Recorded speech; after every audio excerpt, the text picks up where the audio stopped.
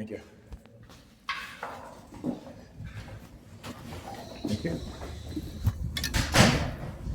All right, yeah. Welcome back to a brand new video of the Target Individual Program, talking about the experience. I'm smiling because I got him again. Got him. Again, Patty came in the house. She had went out after work for some drinks. Supposed to be leaving tomorrow in the morning to go to Texas for her job. All right, that's what she said. Okay, and so she come in the house, and of course she went all black, so she started doing the targeting thing, standing up doing hand signals. Hear all the sirens? The sirens because leaving because they can no longer manipulate me using silent sound, using BCI to try to get me to stay. So anyhow, so she comes in the house wearing all black, stands up in front of me again, looking to see if I'm looking at her, which I'm not, right? And I had to go and clean the toilet, because when I came in there today, the sink and the toilet looked so bad. So I cleaned the sink first. I put toilet bowl cleaner in the toilet, as well as awesome. And I keep forgetting to clean it, and the kids keep using the toilet. So I said, okay, let me clean it before I leave. So as I'm cleaning the toilet, she's standing up in the front of the kitchen. She's standing there, right? From the time, she haven't even asked what the kids ate for dinner. She didn't even ask, hey kids, are you hungry? Nothing like that now. So I'm observing, I'm like, yeah, they got her targeting me. And what you guys are going to see is like all black now. Right across the street. Well, he's wearing a black jacket. Look past the black. Another guy across the street wearing black also. So, they start using the sirens. And I'm like, all right, let me go. I shut off my computer. And like I said, she's standing in front of the kitchen. And she's waiting for me, right? So as I come out the bathroom, out of the hallway, got my jeans to put on, and she's standing now in front of the door, looking for her boots, right? Oh, I can't find my boots, and doing all kind of shit, bending over in front of me and all that shit. Like, weird shit, man. You know what I'm saying? And really, truly, I'm like I said, I know exactly what it is that they're doing, so I don't really pay any mind anymore when it comes to certain things. So then she goes, oh, I found my boots. Right? She goes, oh. Right? She goes, oh, I found my boots. And I guess she's looking for a pair of her boots. Her boots are, black, of course, black boots, right? So as I'm like, excuse me, as I'm leaving, I call my daughter, have her close the door, gave her a kiss, and have her say goodnight to Ethan. She walks into the living room with the boots in one hand, right, holding the boots up, like she's a shoe saleswoman. You know what I'm saying? Like, literally have the boots in one of her hands, holding it up above her shoulder, walking it towards the living room, towards Ethan. He's on his computer, and I'm just like, I'm like, let me tell you, when it comes to the manipulation of black women, a nigger-paying woman, I should say, see, black, right? What I said, right? I was laughing, because as soon as I came out the elevator, the dude come walking out in front of me, walking down the stairs, and then he got in front of me. He was wearing all black, and I was like, yeah, okay. That shit never worked. All right, but. You staying there that long just to make a U-turn? Man, dude, come on. I just want you to understand that he was waiting for me. You're staying there all that long. LZE. Right? LZE 9685. Right? License plate number. He was there all this time since I even got to the corner. I saw him just idling there. And as soon as I start walking across the street, he makes the U-turn. But anyhow, so I'm laughing, and then as I'm walking out the door, of course, they started with the sirens. That's why when I came outside, You guys hear the sirens. It started as soon as I started walking on the door. Right? It started with the sirens. And, it's hilarious. Like I said, a lot of these people need, the people that really need therapy will tell you that you need therapy. Right? Understand that, right? When I talk about understanding history, understanding psychology, particularly psychology of racism and racist people, right?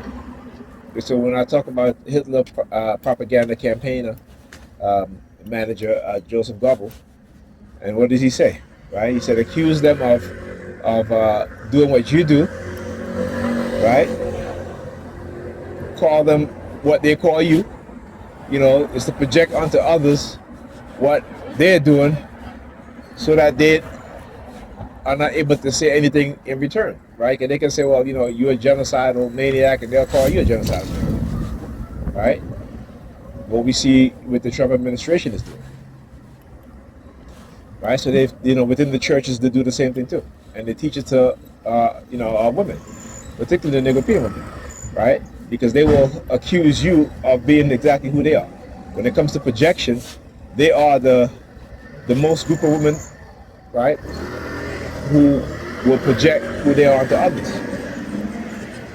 Okay, so they've, like I said, they've learned, because the white man has given them a job, have given them positions, and and they don't want to side, and they don't want to build with their black men, so that when it comes to building a business that can employ other black people, you don't have to depend on anybody else for a job. Not to say that working for anybody else is an issue. It's not. What I'm just saying is that when black people start to own businesses where we can hire each other in mass, right? In mass, not one or two, or not working for ourselves, right? But when we build business and we're able to employ tens of thousands of black people, hundreds of thousands, millions of black people, which is something that they were not allowed. But I know the only reason why they will not allow it is because they know that they have sowed division within black people, and black people will never unite, particularly when it comes to their religion. Right? So they understand that.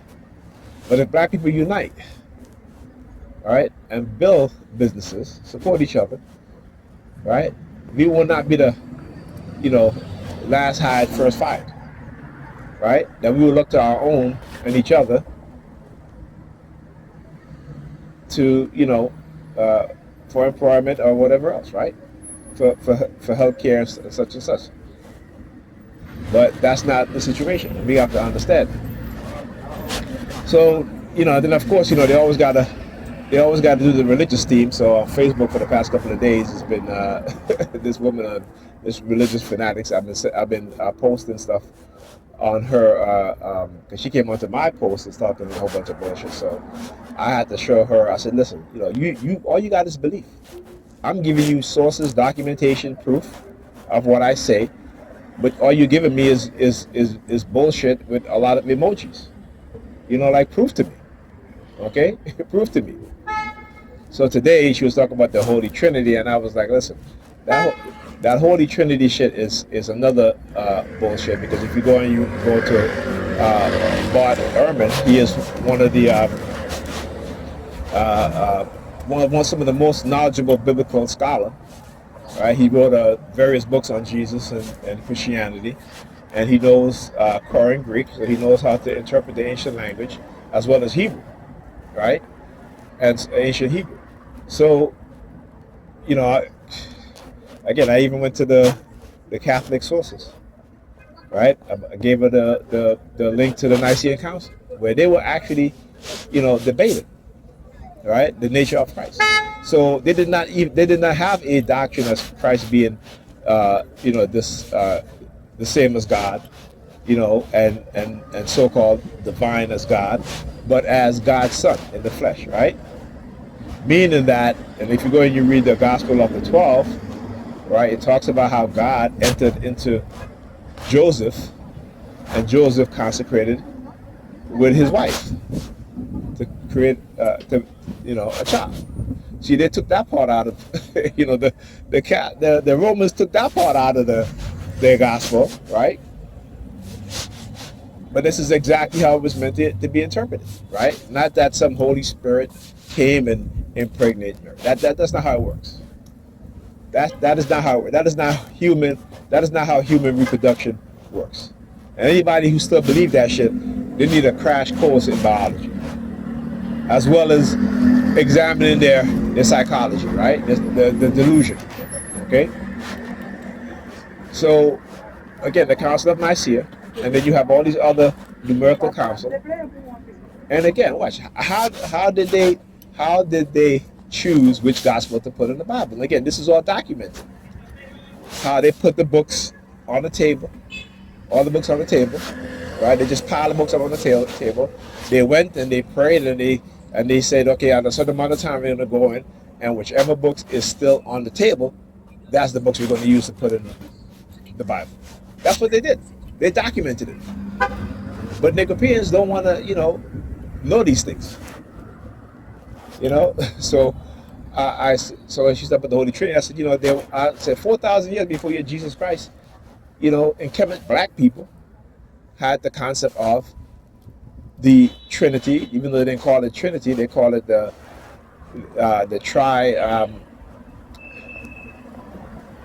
forgot the term, right? But it wasn't about, it was about the family. It wasn't about some deity, some holy Trinity and such and such. And also, what a lot of Christians don't know is that early Christian believers call Mary, the Mother of God, Jesus, I should say, the Holy Spirit, right? And they said that every mother that gave birth is a Holy Spirit, right? And here's the thing to you, is that you will have these religious fanatics who will argue with biblical scholars, and I mean real biblical scholars, not the biblical apologetic scholars who will lie, right, to say that Jesus existed, but serious scholars, right? Whether they're and let me give you an example. So you have those who go to seminary school, right? And you go to seminary school to learn to be what?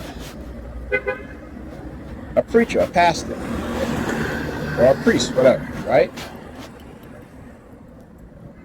And a lot of them, when looking for the truth about Jesus, end up not leaving Christianity. But some stay because of the money. The biggest motivating factor in which a lot of them stay is because of the money. Always understand this. The money is more important than the truth. Okay? Because I hear Dr. Ray Higgins say all the time, it's like when he was a pastor and he, after he left Christianity, and he said, listen, I know some of these pastors out there. I've talked to them. They said, yeah, we know the truth. But, we cannot tell the truth to our people. Right? And also because they're living a good life. They're profiting off of their lives. But anyway. Let's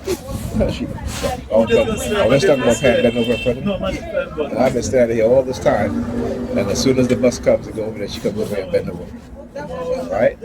Again, trying to make it seem, remember, they will always do things in where to try to say that they were not targeting me. But they were.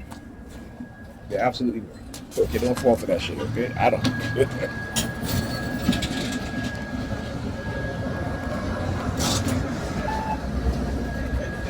All right.